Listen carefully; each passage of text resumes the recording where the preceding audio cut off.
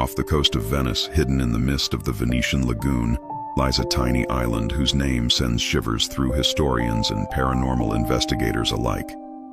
This is Poveglia, a desolate speck of land that carries centuries of human suffering in its soil. Its history begins far before myths were woven into its name, rooted in real epidemics that ravaged Europe. In the 18th century, as devastating waves of the bubonic plague swept through Italy, Venetian authorities used Poveglia as a lazaretto, a quarantine station for the infected. Ships carrying the sick were directed to this island, isolated from the thriving city. Those who arrived were left to die there. Death was not quick. Whole families disappeared behind the crumbling walls of makeshift shelters.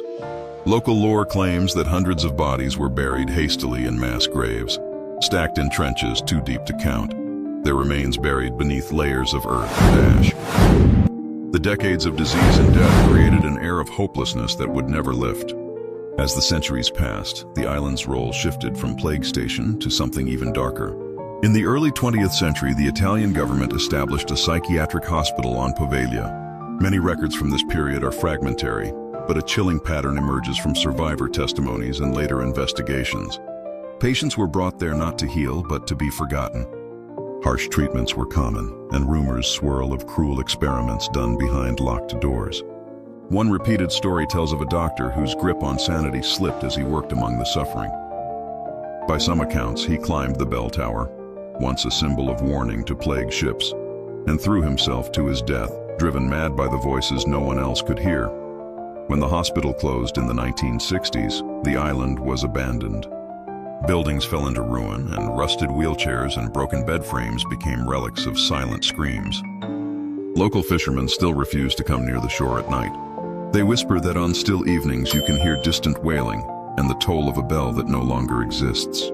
Some claim to see shadowy figures drifting through the crumbling corridors, and others report a feeling of being watched so intensely that fear settles like a weight on their chest. Visitors who have trespassed, despite strict prohibitions, speak of inexplicable bruises, sudden drops in temperature, and an overwhelming sense that the dead are still present, their suffering never eased.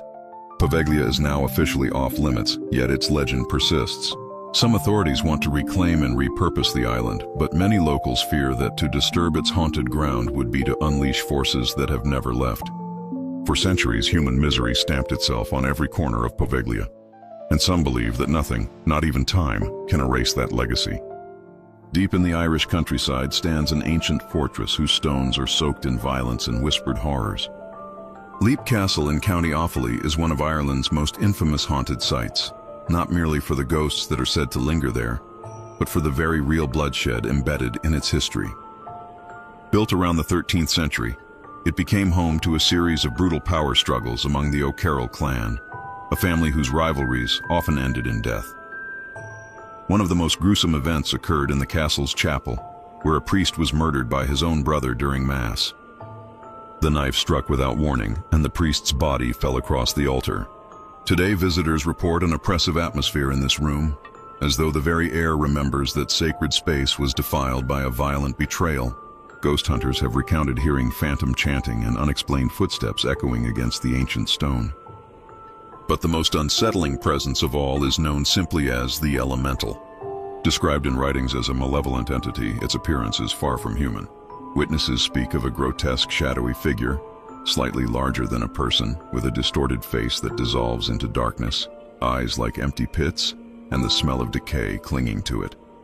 Some paranormal researchers believe the elemental is not the spirit of a once living person, but something far older, a force awakened by violent death and centuries of anguish within the castle walls. Another tragic tale within Leap Castle's labyrinthine corridors is the Red Lady.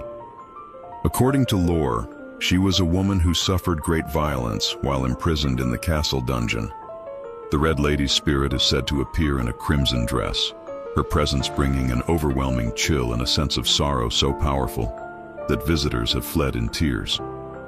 Skeletal remains discovered hidden in the walls during restoration work seem to confirm that secrecy and death were literal parts of everyday life here. There are other, less well-defined spirits. Whispers of children's laughter echoing down empty staircases, sudden drafty passages in sealed rooms, and shadows that vanish when approached. Some believe the castle's long history of bloodshed and ritual death created a spiritual scar that keeps these presences bound to the site. Modern guests who spend the night within its walls report feeling watched, sensing unseen figures in the periphery of their vision, and experiencing unexplained cold spots that defy logic. Leap Castle still stands as both a monument to Ireland's turbulent past and a place where many feel that past never truly passed. In Norfolk, England, the grand country house known as Rainham Hall has long been associated with history and architecture. But among historians and ghost enthusiasts, it is most famous for something far stranger, an apparition known as the Brown Lady. The tale of this ghost begins in the early 18th century with Dorothy Walpole, sister of Robert Walpole, who would become Britain's first prime minister. Dorothy married Charles Townshend, a man known for his volatile temper. Rumors of marital discord and entrapment swirl around her life, and she died in 1726, with stories suggesting she was kept isolated in the family home until her death. The specter first entered recorded history in 1835, when guests attending a Christmas gathering in the hall reported seeing a figure dressed in brown gliding through the corridors. They spoke of her hollow eye sockets and the chilling intensity of her gaze. Sightings continued sporadically, with one notable account from novelist and sea captain Frederick Marryat. He was initially a skeptic, but after seeing a woman carrying a light in the darkness, a figure he later associated with a portrait in the house, his disbelief was shattered. The most famous moment came in 1936 when photographers from Country Life magazine captured an image that would become one of the most iconic ghost photographs of the 20th century. As they photographed the main staircase, their assistant reported seeing a vaporous form take the shape of a woman descending the steps. When the negative was developed, the mist-like figure in a brown dress was visible, giving the ghost its enduring name. Paranormal investigator Harry Price examined the photograph and found no evidence of tampering, though skeptics have offered theories ranging from double exposure to grease on the lens. Decades later, Rainham Hall still attracts curiosity and fear. Some visitors report cold breezes in enclosed rooms, the sensation of being watched, and whispers that fade when acknowledged. Others claim to have heard footsteps descending the stairs when no one is present. While sightings of the Brown Lady have become less frequent since the famous photograph, the legend persists because of the undeniable historical records and the unease that seems to hang in the air within those old walls. What do you think it was? Restless spirits, trapped memories, or something we still don't understand? Tell me your theory in the comments, and we'll meet again in the next video.